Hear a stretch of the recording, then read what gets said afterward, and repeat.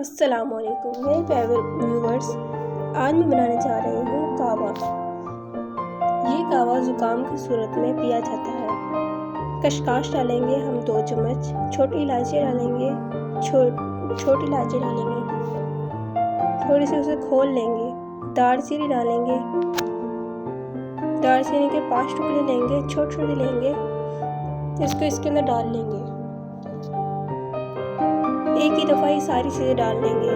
Garlic लेंगे, garlic के छोटे छोटे पीसेस कर लेंगे। शुगर लेंगे, शुगर आप थोड़ी या ज़्यादा कर सकते हैं।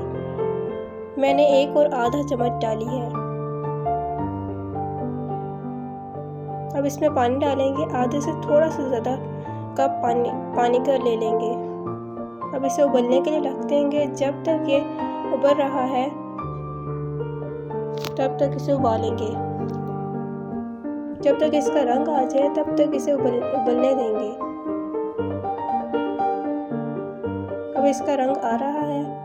अब इसे कप में डालेंगे। कप में डाल लिया है। देखें कितना ही प्यारा कलर आया है। इसे पिए और चुस्त हो जाएं।